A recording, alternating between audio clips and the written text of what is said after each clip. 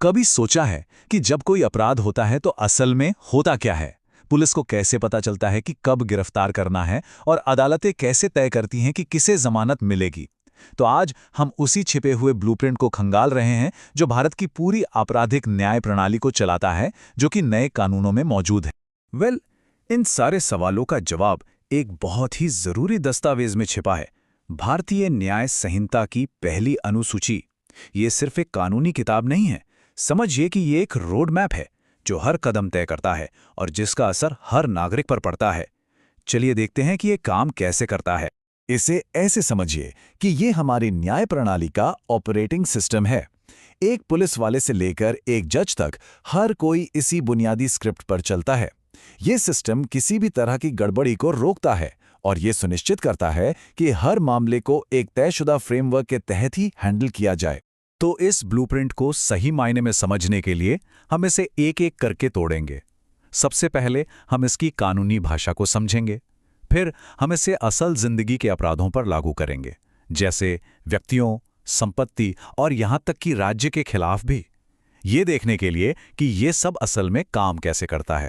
ठीक है, तो इससे पहले कि हम मर्डर और चोरी जैसे सीरियस मामलों में जाएं, हमें पहले इस कोड को क्रैक करना होगा। ये अनुसूची अपनी एक खास भाषा का इस्तेमाल करती है और इन 4 प्रमुख वर्गीकरणों को समझना बाकी सब कुछ समझने की चाबी है। तो सबसे पहला जरूरी शब्द है संज्ञेय या कॉग्निजेबल। इसे ऐसे सोचिए, अगर कोई अपराध संज्ञेय है तो वो इतना गंभीर है कि पुलिस को एक्शन लेने के लिए हरी झंडी मिल जाती है तुरंत। उन्हें वारंट के लिए किसी जज के पास जाने की जरूरत नहीं है। ये गंभीर अपराधों के लिए एक तरह का फास्ट ट्रैक। अगला है जमानती यानी बेलेबल, और ये एक बहुत बड़ा फर्क पैदा करता है। अगर किसी अपराध को जमानती के तौर पर क्लासिफाई किया गया है तो अभियुक्त को जमानत पर रिहा होने का अधिकार है। ये जज की मर्जी नहीं है, ये कानून है। ये आमतौर पर कम गंभीर अपराधों के लिए होता है। तो यहां पर आप पहला बड़ा बंटवारा साफ साफ देख सकते हैं। बाईं तरफ हमारे पास संज्ञेय अपराध हैं जहां पुलिस तुरंत गिरफ्तार कर सकती है, और दाईं ओर असंज्ञेय अपराध हैं जहां उन्हें पहले एक वारंट लेना पड़ता है। ये सब इस बात पर निर्भर करता है कि अपराध को कितना गंभीर माना गया है। और यहां जमानत को लेकर बंटवारा है। जमानती अपराधों के लिए जमानत एक अधिकार है, आप बॉन्ड भरते हैं और आप बाहर हैं। लेकिन गैर जमानती अपराधों के लिए गेंद पूरी तरह से जज के पाले में होती है। वो अपराध की गंभीरता और दूसरे फैक्टर्स को देखकर तय करते हैं कि रिहाई दी जाए या नहीं। ठीक है, अब जब हमने इसकी भाषा को समझ लिया है तो चलिए इसे असल में काम करते हुए देखते हैं।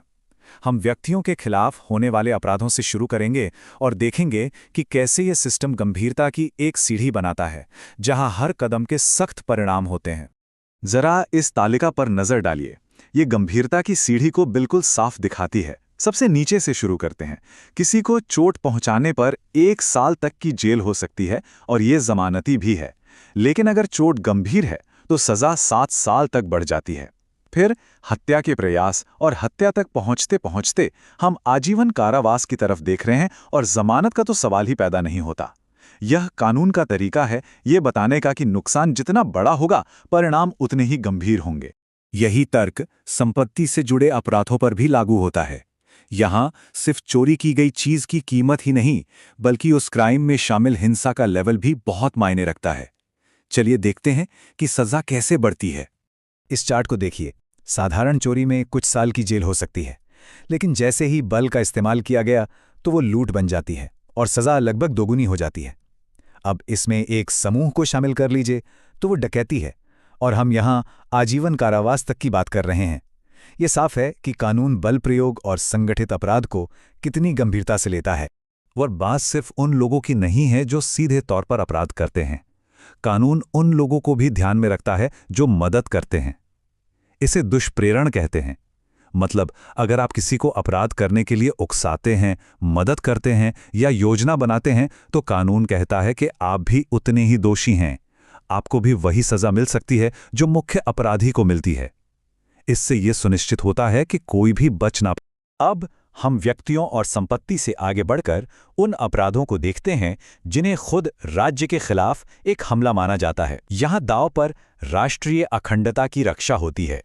इस तालिका पर एक नजर डालिए। समूहों के बीच दुश्मनी को बढ़ावा देने से लेकर भारत के खिलाफ युद्ध छेड़ने तक संदेश एकदम साफ है। इन अपराधों को बेहद गंभीरता से लिया जाता है। वे सभी संज्ञेय हैं, जिसका मतलब है तत्काल गिरफ्तारी, और वे सभी गैर जमानती हैं। कानून इन कामों के प्रति जरा भी नरमी नहीं बरतता है।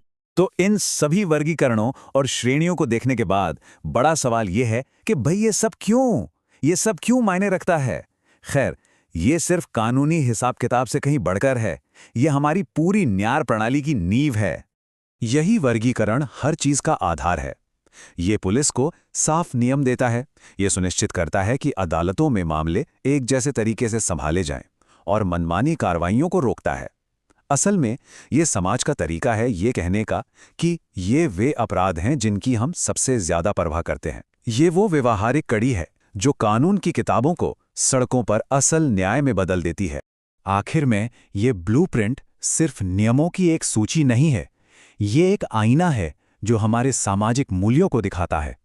हम जो सख्त सजा देते हैं, हम जो अधिकार देते हैं, वे सभी इस बारे में एक कहानी बताते हैं कि हम एक समाज के रूप में सबसे ज्यादा किसकी रक्षा करना चाहते हैं।